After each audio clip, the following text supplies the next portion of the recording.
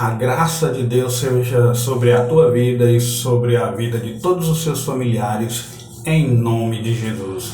Querido, no livro de Gênesis está tão incomum nesses últimos dias, né? Que bom refletir sobre o livro de Gênesis. No capítulo 12, diz assim, "Se tu uma bênção", é o que Deus diz a Abraão, "se tu uma bênção". Nesse mundo tão materialista, nesse mundo tão pobre de amor, de respeito, né, de amizade, esse mundo onde os valores estão se esfriando também, não né, de ser novidade, porque a Bíblia diz que no final dos tempos o amor de muito iria esfriar. E a cada dia que vemos, o amor de muitos está esfriando, falta de amor, né? Ninguém pensa no próximo, ninguém quer abençoar ninguém, as pessoas querem mais para si, querem viver no seu mundo e esquecem que tem alguém do lado, que você pode ser útil, que você pode abençoar. Se tu uma bênção. Reflita comigo nessa manhã sobre a questão de você ser um instrumento nas mãos de Deus para abençoar quem está tão pertinho de você, precisando de uma palavra amiga, precisando de uma oração, precisando de uma mão estendida, de um abraço. Quisera você entendesse que é um instrumento nas mãos de Deus para abençoar. Como é que eu posso abençoar? Ou quando eu sou bênção na vida de quem está perto de mim? Eu quero trazer alguns pontinhos aqui para a gente refletir melhor e crescer nesse aspecto que é tão importante em nosso meio. Quando é que eu sou bênção na vida do outro? Primeiro, quando eu amo. Primeiro, quando eu amo a mim mesmo. A Bíblia traz o decálogo, os 10 mandamentos, mas antes disso eram mais de 600 leis. Resume-se nos 10 mandamentos, mas Cristo veio e resumiu a lei e os profetas em 2. Ame a Deus sobre todas as coisas e ame o teu próximo como a ti mesmo. Eu só posso amar quem está perto de mim se primeiro eu me valorizar, eu ver a importância que eu tenho para Deus, o significado da minha vida, porque eu nasci. Né? Quando eu percebo o valor que eu tenho para Deus, eu me amo. Aí há um amor para o meu semelhante. A Bíblia diz lá em Romanos 13, versículo 10 o seguinte: o amor não pratica o mal contra o próximo, de sorte que é o cumprimento da lei o amor. Então, se eu quero cumprir a Bíblia e entender que Deus me fez para viver a Bíblia, eu tenho que amar. Jesus diz, resume a lei e os profetas, eu amar a Deus e amar o próximo como a mim mesmo. Ame. Como eu posso ser bênção na vida do próximo? Amando. Segunda coisa que se encontra em Romanos 12, 18. Como que eu posso ser bênção na vida do meu próximo? Quando eu promovo a paz entre os irmãos. Romanos está escrito no capítulo 12, versículo 18, o que depender de mim, eu devo ter paz com todos os homens. Ter paz comigo mesmo e ter paz com os próximos, ser pacificador. Muitas vezes ninguém pode falar que você tá feio, tá bonito, tá desarrumado, que já é motivo para encrenca, para discussões, para briga, para olho virado.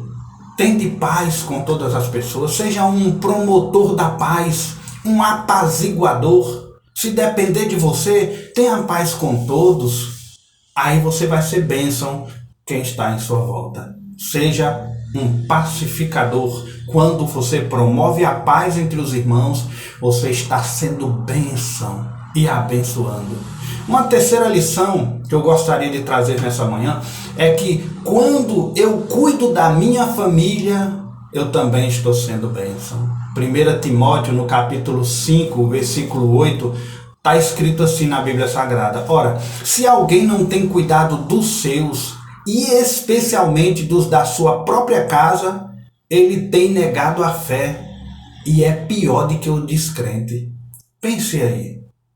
Amor. né? Na igreja você ama todo mundo, você ama o pastor, você ama o seu líder, o padre, o missionário, onde quer que você vá, você ama o líder, os irmãos da igreja, mas quando é em casa é briga, é atrito, você pegou isso que era meu, você mexeu naquilo outro, é assim, é assado. Começa de dentro de casa você ser uma bênção. A sociedade, a igreja, o seu trabalho é um reflexo do seu campo missionário. Primeiro campo missionário do cristão é a sua casa. Como ele se porta diante da sua esposa, como ela se porta diante do seu marido, seus filhos, seu pai, sua mãe, seus vizinhos. Ali é o primeiro campo missionário. Você quer ser uma bênção? Comece abençoando a sua casa, a sua família, né? Seja um pacificador, promova a paz entre os irmãos. Ame você mesmo, se valorize, mas também ame os da sua casa. Uma outra lição que a Bíblia nos traz é quando eu oro pelas autoridades. Como é difícil no nosso Brasil, nosso paizão, tão difícil. Esse país bonito, mas que está podre na política. E nós praguejamos, e nós reclamamos de algo que nós participamos. Né? Se as autoridades estão ruins, se o nosso sistema está corrompido e podre, nós temos culpa disso, né? Afinal, quem colocou eles lá fomos nós. Então, a igreja precisa estar na oração direcionada a essa gente. Mas querido, como que eu vou orar por uma pessoa que rouba, que mente, que é corrupto, que maltrata a nação? Orar. Olha o que a Bíblia diz lá em 1 Timóteo, no capítulo 2, versículos de 1 a 3. Olha que Paulo ensina a Timóteo. Antes de tudo, pois, exorto que use a prática de súplicas e orações, intercessões, ações de graças em favor de todos os homens, em favor dos reis, de todos os que acham investidos de autoridade. Para quê? Para que vivamos vida tranquila e mansa, com toda piedade e respeito. Isso é bom e aceitável diante do Senhor, o nosso Salvador.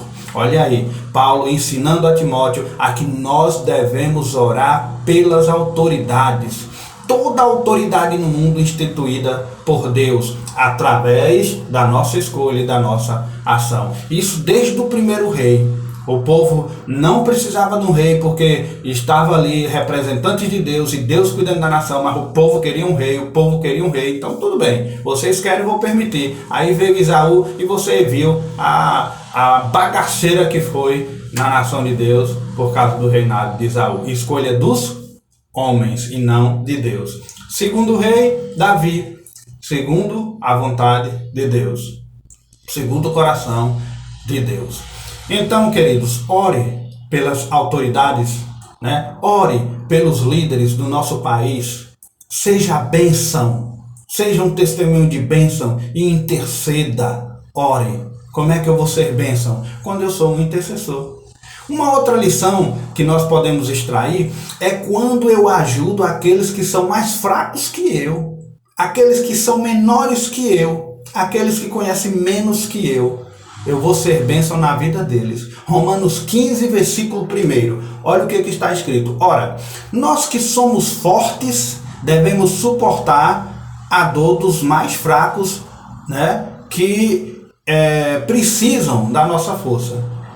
Então, você tem conhecimento da palavra? Ensina a quem não tem. Você sabe orar? Então, ore e ensine a quem não sabe. Você tem 2 túnicas? Dê uma a quem não tem. Lhe chamam para caminhar 1 quilômetro, caminhe 2 com ele. Então, seja bênção na vida daqueles que carecem mais do que você. Pastor, mas minha vida está um inferno, eu não aguento mais. Tem gente pior do que você. E quando você estiver se achando inferior, que o mundo caiu sobre você e que faltou o chão embaixo dos seus pés, vá visitar um hospital, vá visitar uma UTI, vá orar por aqueles moribundos ali. Aí você vai dar valor à sua vida. Eu queria trazer ainda uma última lição nessa questão aqui. E essa lição está em Mateus capítulo 6, versículo 33. Eu encerro uma reflexão por aqui dizendo: buscai, pois, em primeiro lugar o reino de Deus, a sua justiça, e todas essas coisas serão acrescentadas. Você quer ser uma bênção? Busque Deus, que é o abençoador. Busque o mestre que te ensina a ser bênção. Ele que disse a Abraão: "Se tu uma bênção". Ele abençoa, mas a prática é tua. A graça de Deus não anula a responsabilidade do homem. Reflita nisso. A partir de hoje, comece a meditar na palavra de Deus e busque ser bênção. Você é mais do que isso. Você pode amar mais do que isso. Você pode perdoar mais do que isso. Você pode brilhar mais do que isso. Seja tu uma bênção em nome de Jesus.